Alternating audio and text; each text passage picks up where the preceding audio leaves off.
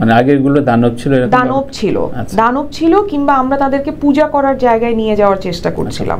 So তখন কি হয়, আমরা তখন তাদের কোনো ভুল দেখি না। সো যখন আমি একজন মানুষকে মানুষ হিসেবে ট্রিট করব, তার ভুল থাকবে, তার গুণ থাকবে। বাঁধন একসময় আওয়ামী লীগের প্রচারণায় বিভিন্ন জায়গায় দৌড়িয়েছে, বলা হচ্ছে যে ছাত্ররাও নিজস্ব একটা দল গঠন করার চেষ্টা করছে। মাঝখানে বলছিলাম বিএনপি আমাকে টাকা দিচ্ছে। সামনে কি কোনো দলের আবার প্রচারণায় তোমাকে আমরা পাবো কিনা? না, আমার শিক্ষা হয়ে গেছে একদম।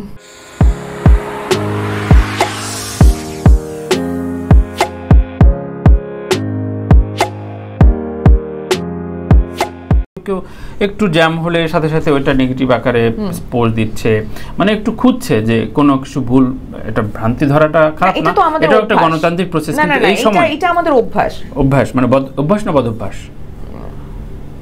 অভ্যাস। আচ্ছা, তোমার বিনয়কে আমি সাধুবাদ জানাই।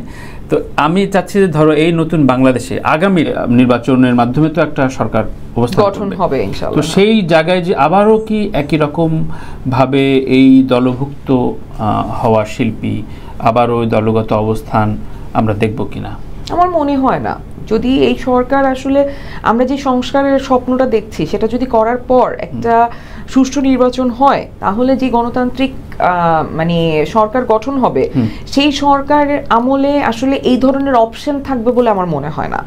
মানে আমি যে স্বপ্নটা দেখি, আমরা যে এরকম দেশটাকে আসলে দেখি ভবিষ্যতে, সেই দেশে কোনো একটা শক্তি আসলে এত পাওয়ারফুল হয়ে যাবে না যে তার পিছনে সবাই দৌড়াবে। আচ্ছা, তো এইটার একটা সম্ভাবনা খুবই কম আমার মনে হয়। যাক, বাঁধন এই মুভমেন্টটা করছে নেক্সট এমপি বা নেক্সট সরকারের সাথে থাকার জন্য। গতবার কিন্তু হয়ে যেতে পারতাম। হ্যাঁ, মানে গতবার 24-এ নাকি কোন শর্তে মেলেনি তোমার? হ্যাঁ, 24 জানুয়ারিতে। হ্যাঁ, জানুয়ারিতে। কারণ হচ্ছে দেখেন, আমি আগে তো ওনাদের সাপোর্টার ছিলাম, 18-তে করছি ইলেকশন, আগে এরপরে করি নাই, সেটা পরের কথা। তারপরে হচ্ছে আমি ডেন্টিস্ট, তারপরে আমি ন্যাশনাল অ্যাওয়ার্ড পাইছি, আমি প্রতিবাদী কণ্ঠস্বর, সবকিছুতে পজিটিভ। হ্যাঁ, এবং আমি সেন্সেবল কথা বলি, এত এরকম কথা বলি না যেটা শুনলে মানুষের বমি পায়। তো আমি তো ছিলাম, কিন্তু আমার মনে হয় নাই। তো নেক্সট ইলেকশনে তুমি? আমার মনে হয় নাই ভাইয়া, মনে হয়নি আমার কখনো মনে হয় নাই। এবং উইথ টাইম এটা থেকে আমি আরো দূরে সরে গেছি, যখন আমি ক্ষমতার কাছাকাছি থাকা মানুষগুলোকে দেখছি যে কিভাবে শুধুমাত্র ক্ষমতার কাছে থাকার জন্য বা এই বলয়ের ভিতরে থাকার জন্য তাদের নৈতিকতা, তাদের মূল্যবোধের কিভাবে অবক্ষয় হয়।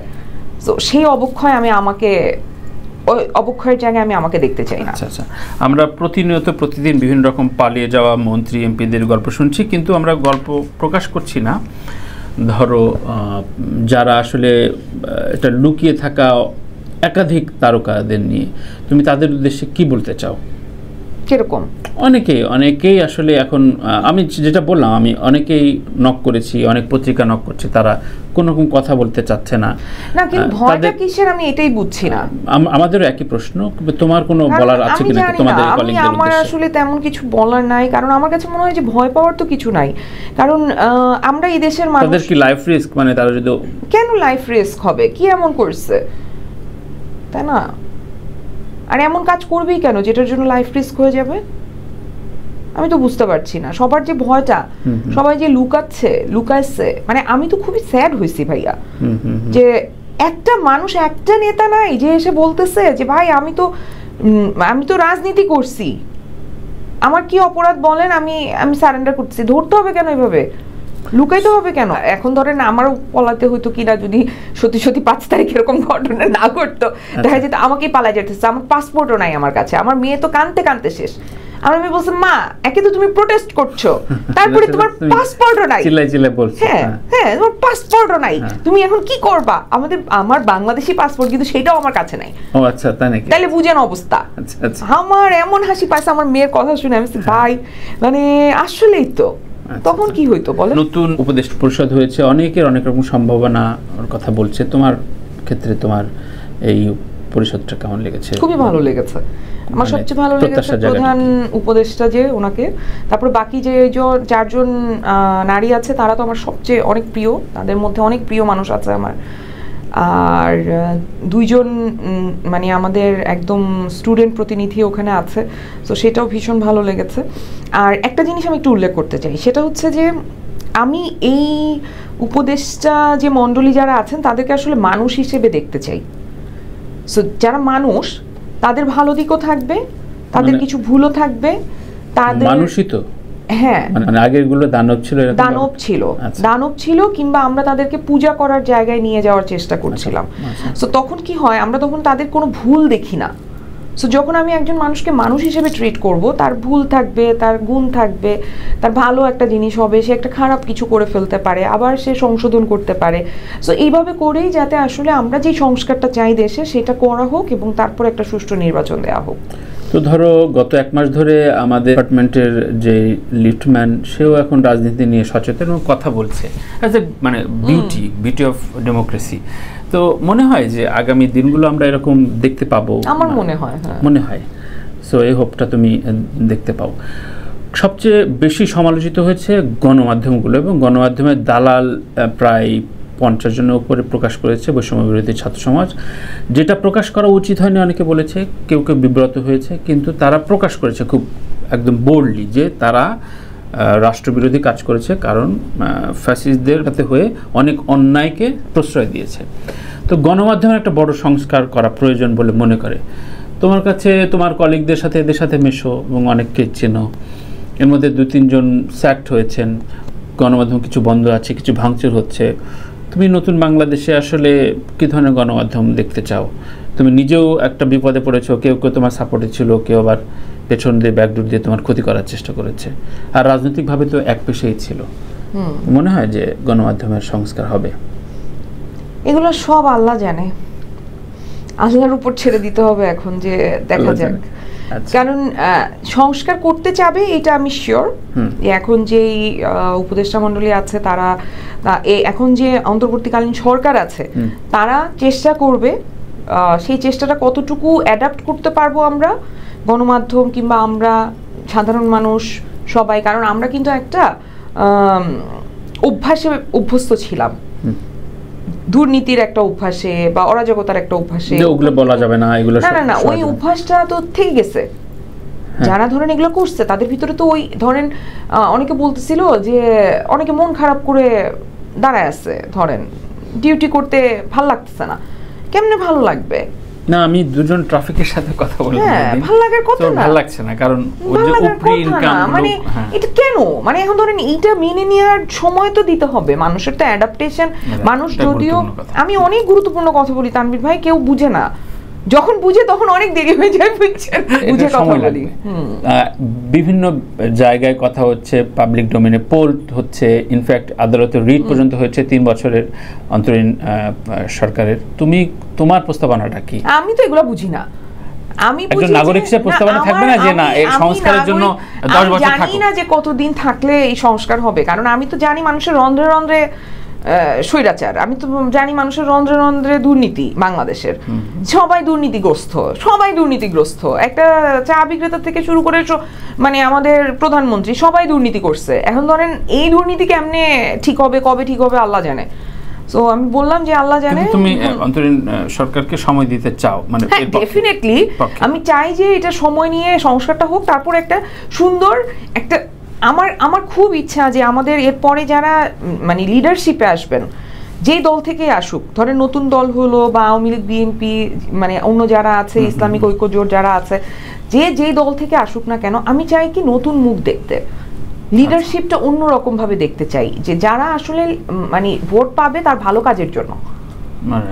হ্যাঁ, যারা এরকম না যে আমি নৌকা বলে আমি ভোট পাচ্ছি, আমি ধানের শীষ বলে ভোট পাচ্ছি, বা আমি সুষ্ঠু নির্বাচন হলে, না সুষ্ঠু নির্বাচন হলে হয় না। আমাদের দেশের মানুষ কিন্তু একটু বায়াসড, আমাদের দেশের মানুষ কিন্তু অদ্ভুত। ধরেন আমাদের দেশে দেখে না কাকে ভোট দিচ্ছি, আমাদের দেশে দেখা হচ্ছে কি মার্কায় ভোট দিচ্ছি। সো ওইটা না হয়ে এখনকার বেশিরভাগ ভোট ব্যাংক তো আসলে স্টুডেন্টদের উপর। সো আমার কেন যেন মনে হয় যে যদি এই পলিটিক্সটা কোনোভাবে সাজায় ওরা আসে, প্রত্যেকটা দলই যে তারা তাদের জায়গা থেকে চেষ্টা করবে সেই মানুষটাকে আসলে মানে নমিনেশন দিতে বা সিলেক্ট করতে, যেই মানুষটা তার ভালো কাজ দিয়ে মানুষের মন জয় করে ফেলছে। আচ্ছা, বাঁধন একসময় আওয়ামী লীগের প্রচারণায় বিভিন্ন জায়গায় দৌড়িয়েছে, বলা হচ্ছে যে ছাত্ররাও নিজস্ব একটা দল গঠন করার চেষ্টা করছে, মাঝখানে বলছেন বিএনপি আমাকে টাকা দিচ্ছে। সামনে কি কোনো দলের আবার প্রচারণায় তোমাকে আমরা পাবো কিনা?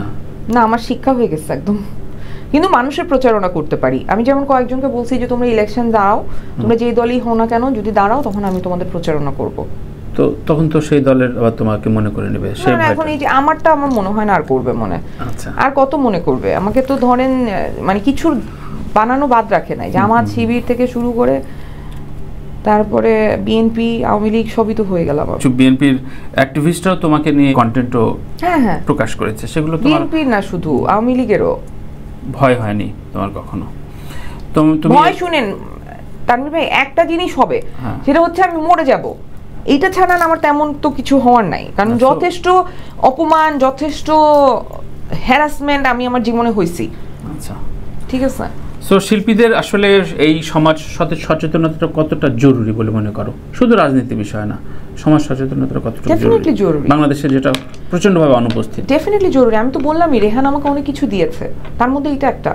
সেটা হচ্ছে যে আমি রেহানা দিয়ে পুরো পৃথিবী ঘুরেছি, আমি দেখেছি যে আসলে যারা আর্টিস্ট, যারা শিল্পী, তারা কেমন, তারা কি ভাবে, তারা কিভাবে কথা বলে, কি চিন্তা করে, তারা দেশের পলিটিক্সের সাথে কিভাবে জড়িত, তারা তাদের জীবনযাপনটা কেমন, সেগুলো তো আমাকে প্রভাবিত করেছে।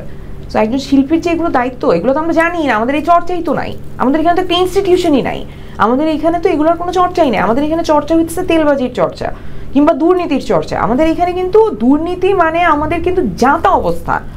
সো এই দুর্নীতি কেমনে এটা ঠিক হবে আমি জানি না, বাট এইটা ঠিক হইতে হবে। গত কয়েক বছর ধরে যে চর্চাটা হয়েছিল, প্রচুর পরিমাণে শিল্পীরা আসলে সংসদ সদস্য মনোনয়ন কিনছিলেন এবং তাদের একটা রাজনৈতিক চর্চা হচ্ছিল। মমতাজ দীর্ঘদিন ছিল, সর্বশেষ আমাদের ফেরদৌস ভাই খুব জনপ্রতিনিধি হয়ে আসছিলেন, কিন্তু তারা আবার এখন খুব অন্তরীণ হয়ে আসছে। জনপ্রতিনিধি হওয়াটা না খুব অদ্ভুত।